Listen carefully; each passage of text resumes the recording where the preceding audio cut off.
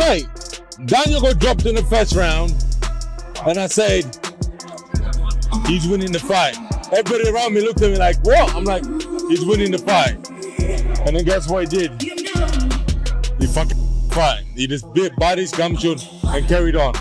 What about that first knockdown? What did he do, Fabio Wardley? Fabio was not ready for boxing. He was no jab, nothing, looking for power shots. It's like he didn't train. He was busy commentating. Little bastard. He was supposed to fucking train in the gym. Dude, how many jabs did Fabio chuck? Less jabs. He didn't chuck no jabs. He didn't do anything we've seen before. You know, and today, Sam Smith was right. He goes, you're only a world champion until you fight. The wait is over. Fabio Wardley and Daniel Dubois have finally clashed in one of the most anticipated heavyweight battles in recent memory. And now, boxing's biggest legends share their takes on the explosive showdown. It was much better than I thought it was going to be. These two guys, they gave everything, heart, soul. I mean, I don't want to hear any more about Daniel Dubois being a quitter, and what a heart Fabio's got. I mean, they both took big shots, carried on all the way through it. I mean, it was just a brutal fight, which was all about guts and determination, and probably one of the best heavyweight fights I've seen certainly in the UK. It was, and it was called Don't Blink. Everyone said it wasn't going to go the distance, but it did go a lot further than I think a lot of people thought it was going to. Too, because they took the shots. I mean, when the first round, when he got caught on the head, it's like when he fought Kevin Lorena. You get a bit discombobulated when you get caught on the top of the head. And he did well to get over that. Daniel Dubois and that. Daniel was fucking amazing. He was getting hit, but he was not quitting. He didn't have the quit in his eyes this day. If you see, we wanted to win the fight. It's one of the best fights I've ever seen.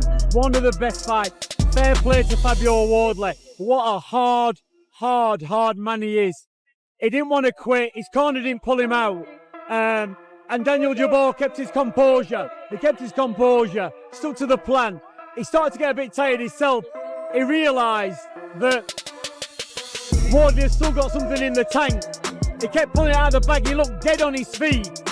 But what a fight that was. And listen, fair play to Fabio. Unbelievable fight, you know, very crazy, very hard fight. Yeah, I like it. How did you see the fight progressing when Fabio hurt Daniel in the first round? Yeah. Did you think he was going to go on to win? Yeah, but you know, this is heavyweight boxing. You know, first of all, when I see the situation, I say crazy now. Fabio will stop the fight early, but you know, you see the result. You see Fabio's face, his bloody, it was a mess. How much heart and desire did I go showing better? It was very hard for him. You know, I think today, yeah. And you are Fight TV, joined by Buddy McGirt. Buddy, what a main event that was. What did you make of it? Hell of a fight. I think the worst thing that happened was that knockdown in the first round. After that, Wardley was just looking for that right hand. No left hook. Sorry, meat and chicken. You know what I mean? But it was a hell of a fight. He showed the heart of a champion. And I think there should be a rematch. Do you think that created that false sense of like the fight was kind of heading towards Fabio's favour, that first round knockdown then? When the knockdown happened, I was like, oh shit. But then in the third round, I was like, I don't know. And then once Dubois' jab started landing, I told the guy sitting there. A lot of comments online complaining about the referee and maybe saying he should have been pulled out. What's your thoughts on that? Hey, listen, in a fight like that, because you've seen Fabio Wardley pull himself out from the brink of getting beat before, you can understand why Howard Foster didn't want to jump in the way. He gave him every chance. He took him to the doctor twice, I think, and the doctor said, you know, carry on. But personally, if it was me, I'd have pulled him out a round ago and saved him from that finish. He finished on his feet, but it took far too much. Daniel Dubois' heart. Everyone all this week's been bringing up him quitting and not getting back up, questioning his heart, and he showed a lot tonight. Well, I think when, you know, he went in against Joyce when he was young, people said he quit. He didn't quit, he had an eye damage. And since then, you've never seen him quit. And it's come back well. It's great to see him get the win after everything he's been through. But at any point, Fabio Wardley could have pulled that shot out of the bag. I mean, he had him down twice in the opening round. So, you know, fair play to Dubois. Compose himself. believed in himself and came through that fight and got the win in the end. Actually, buddy, we saw moments where Don Charles seemed to be kind of slapping Daniel Dubois in the corner. Right. Trainer yourself now, what do you make of it? Wake him up. You know, calm down and you got knocked down. So what? Wake him up. Once he started using the jab, it was over. We know in the past Fabio's shown tremendous heart. He's done it Well, listen, I again love tonight. Fabio. He showed a lot of heart. Hell of a champion. Oh, where did you get that? I hijacked 2 guys coming in, man. God bless you. Very quickly as well, obviously Callum Smith was due to face David Morrell before the injury. David Morrell was shock lost tonight to Zach Chelli. What did you make of that? You know, listen. This is boxing, man. Anything happens. You know what I mean? So he took on a tough guy. He didn't take it, a walk in the park. When you get a guy that has everything to gain and nothing to lose, they're the worst guys to fight. Even Derek Chisora, a man who fears no one, admits he can't pick a winner. His deep ties to both camps make this a lose-lose call. He respects both warriors and the tactical minds behind them. So instead of choosing sides, he stays neutral. His verdict? This fight is so evenly matched. The only guarantee is war. Both men will be pushed past their limits. I'm gonna sit on the fence on this one. I'm not gonna pick a side. I'm not gonna pick a side. You normally tell us to pick a side. I'm gonna sit on the fence because we need you, Derek.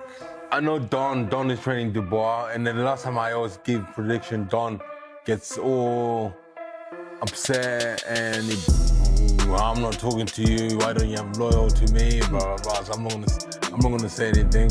And I like Fabio. I've known Fabio for years. I see him. We talk. There's always mutual respect there. So I'm not gonna say who's gonna win or who's gonna lose. So I apologize for that. But all I know is we're gonna have a good fight.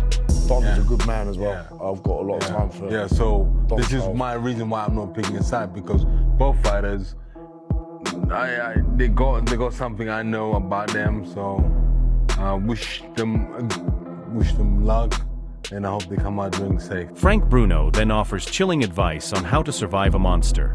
Don't play it safe. Don't linger in the pocket. The only way to stop Wardley's relentless aggression is to meet it with equal violence, starting from the very first bell. You gotta go in there. He ain't going in there to mess around. And when he's going in there, you can see he throws everything with bad intention. And if you were going to fight him, you gotta give. But Bruno casts a skeptical eye on Dubois' biggest weakness: inconsistency. The dynamite version of Daniel is world-class. But when pressure mounts, he sometimes unravels into awkward, funky movements. Bruno fears that power alone won't stop a man like Wardley, someone who seems to take sadistic pleasure in breaking everything his gloves touch. He's a funny guy, 1 minute he's up, 1 minute he's down. And sometimes when he gets around his head, he starts to do some funky movements, you know what I mean? If he can keep to the Daniel that we all know at his best, looking for 6, but I don't think he'll do that. The guy is very, very dangerous guy, very confident guy, and he desperately wants to do well for himself, and he will do with the power what he's got, because breaking the man's jaw, breaking the man's rib, or breaking the man's nose is different to do that in our days, but these days he's just breaking. As expert analysis reaches a fever pitch, veteran boxing journalist Gareth A. Davies embraces the beautiful unpredictability of it all. This is heavyweight chaos, he says, where every outcome, from a tactical masterclass to a brutal early demolition, balances on a knife's edge. See the fight going 2 ways. I can see Fabio Wardley winning it. I can see Daniel Dubois winning it. I can see Daniel Dubois spectacularly outboxing Fabio Wardley if everything goes well for him on the night. I can see Fabio Wardley stopping Daniel Dubois at any point and breaking him down. I can see a 12-round war. I can see the fight ending early on either side. That's what makes this so exciting. 2 young fighters in their prime who are extremely exciting in their head. Then comes Fraser Clark, a man who has survived rounds with Wardley and felt Dubois' devastating power in sparring. He reveals the hidden truth: Dubois isn't mentally scarred. His unique character makes him immune to the typical fallout of defeat. Don't expect a broken fighter. I think both fighters will go into it full of confidence as well. Even though Daniel Dubois is coming off that defeat to Usyk, I'm not sure it would affect him as much as it would affect other fighters. Knowing him as a character, Fabio Wardley, he probably feel like he's just floating on a cloud right now. I think everything in the last little few months he touches turns to gold. He's just been fantastic. He's improved an awful lot. And when I look at him now, I see the confidence that sort of radiates off him. Even though he didn't win the title in the ring, he beat Joe Parker. But he beat Joe Parker, which is basically a world title fight, isn't it? So as a boxing fan, and obviously everyone loves the heavyweights, you couldn't ask for much more than this fight. And like I said, I think we're all right, everyone. Stay tuned for the latest in boxing news, highlights, events, and stories. Subscribe to FightFlex and turn on notifications so you never miss an update. Be sure to watch our other videos too. Until next time, take care and stay safe.